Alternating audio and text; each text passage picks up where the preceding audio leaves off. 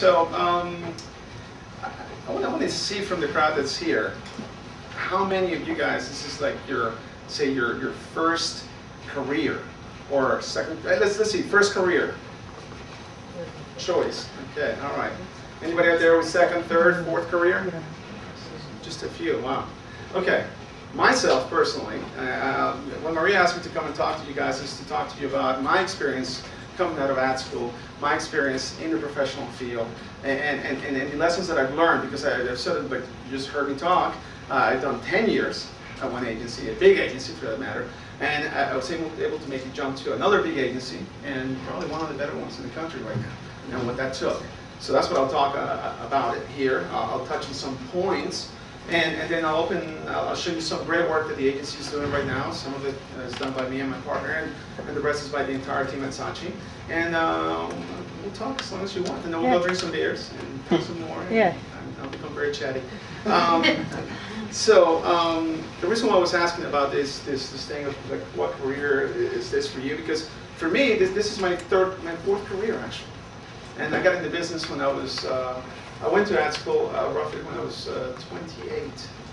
And a lot like you guys, sort of decided at one point that I wanted to do something really professional, and I wanted to kind of invest my time as best as I could into the maximum possibilities I could get so I could get the best job possible. I went to undergrad. I went to Virginia Commonwealth University, VCU Richmond. Hey! And I did this right before the Ad Center started. I was kind of like the guinea pig for the Ad Center. I worked with Diane Cooktinch back in the day to help the state of Virginia figure out if this thing of making marketing people hang out with artistic people can actually work, you know, which is really what we do, ad people. We're sort of that combination, but many schools refuse to understand it that way, and you'll see a lot of people that come to the ad schools go do 5 years or 4 years of art studies, and then they come to the ad school and they know all the programs, they know how to design, but then what they lack fundamentals are in marketing. And how do you sell something? How do you make someone buy a banana and buy it like a lot, right?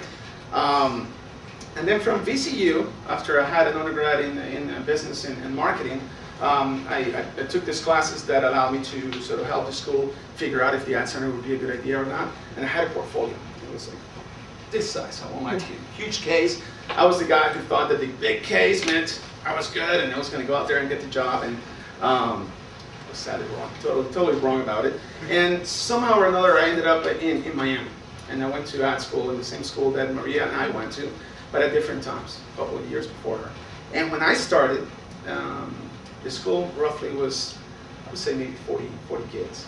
My graduating class was, at the end, was 8. We started with 18, okay? 18 to 8. That's roughly half of people just sort of dropped out. And it was a 2-year versus a 1-year here. My point that I'm trying to drive at you guys is that if this is your first career, really think hard about it, because it's an amazing career.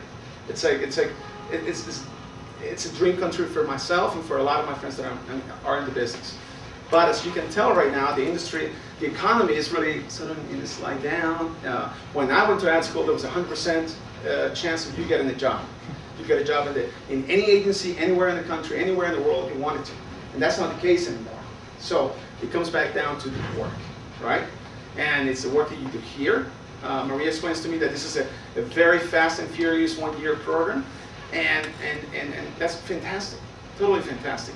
But I can tell you one thing. I was the guy, just like the big case. My other career before I got into advertising was managing clubs and bartending and restaurants. So I was the party guy in ad school. And I spent my first year basically partying. I actually got pulled into the office of the owner of the school, and he said to me, "Well, Carlos, is it going to be the damn bar, or is it going to be this career you're choosing? Because I see a lot of talent in you, but you're not really putting your focus on all those things that they need to be." And I looked at him and I said, "Yeah, you're right. You're kind of wasting a lot of money and a lot of time." And I got refocused on a career. And I can't tell you enough. If you, at this point, I don't know what quarter you're in or what, you don't have 150% passion for this job, go do something else. Because no matter how talented you are, you're going to waste your time, really. All the money, all the time you're doing now, it's going to be all for naught, because you're going to get into the business and you're going to find out that it's extremely different once you get into business. It's really nice to right now go through all the award annuals, and imagine and dream of yourself being there at Cannes, picking up a lion, and going to the wine show in New York, and getting that award for that great idea that you came up with, making your mom cry, getting a hot girlfriend or a boyfriend because you got this little pencil thing. But it really doesn't matter, because no one really cares, right? Except you and the work that you put into it. Okay? So again, I was the guy partying the first year, and then something happened. Something happened. I lost my job bartending, and I spent about a quarter while in school working really hard on my concepts. And voila, all of a sudden I'm like, wow, I'm getting those little gold stars. I don't know what you guys do here, but back in ad school, they used to give you a little gold star if you had a really good concept, and they made you feel really good.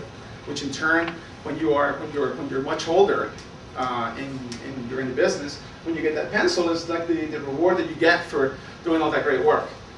So I put a lot of work into that last year, but it wasn't enough for myself. I remember getting out of ad school and just looking for a job. I think I flew to Chicago, I flew to Los Angeles, New York, all the kind of good agencies. And at the end of the day, I took a job in the one city I said I wouldn't ever work at, New York City. And why? Because it's a compression chamber. You know, I grew up in Colombia. I grew up in the Washington D.C. area, and it's totally different than New York. So I took the job. Why did I take the job? Well, I took it because I had to pay the rent.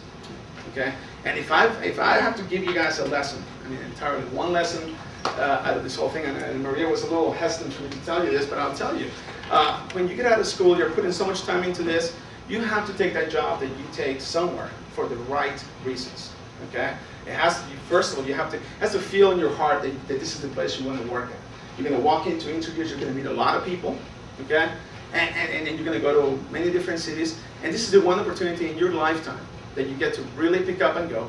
And you can go anywhere. You can go to Hawaii, you can go to Germany, you can go to Spain, Brazil, you can work in New York, you can work in Chicago for that matter. So when I was getting out, I had a lot of passion actually. I was like totally Mr. like all ad guy. I was like all into the work and stuff.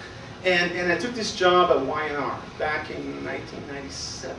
97, right? Yeah, roughly.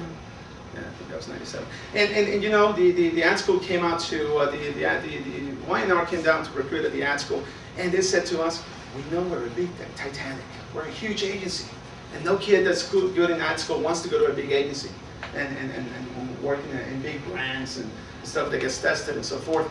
But someone talked to me about it, and someone said to me, you know, maybe the way to look at it is as a challenge. You come to that agency, and even though they've never been in the award shows, they've never really gotten anything whatsoever, it's up to you to make it happen. So 5 of us from the ad school, 5 out of the 8, 4 out of the 8 that actually came out of ad school, we landed at Y&R. And it was an experience in itself. Thumbs up on every other way because I found my wife there. We got married. It was great. It's probably one of the biggest things about it. I remember coming into the agency, telling myself that I was going to give that agency like the first lion, the first pencil, the first this, right? That. I accomplished my goal actually getting the agency into the CA roughly about 5 years into the job. 5 years. It took a long time, right? And there were some mistakes made along the way getting this job there at Y&R. And maybe this is when you guys can learn from me. First of all, the first thing, you should write this down. This is kind of very obvious, but you won't understand it until you actually start looking for a job. If you're interviewing for a job, make sure you meet the person that you're going to be working for and with. Okay? My experience, and many of the agencies when I was getting out, they took my portfolio, they took it into a room, and very much like the award shows, people walked around with all the creators and they put a coin in the books they liked. They had you interview with people, so you thought, oh, I met the guy who does the work for Apple. Oh, yeah, that's great. You know, I'm going to work for him. That's what you're imagining. But unfortunately, when I received the call, I was like, oh, Y&R wants me. Okay, great. I'll hold up a little more and see what other job would be out there for me. And eventually I had to pay rent, so I took the job thinking that I was going to work on Molson Light, Molson, working on Army, on all these great brands that Y&R had at the time and was doing great work for me. The realization came to me that I was going to come in and work after 2 weeks being there. I started working in Citibank. see.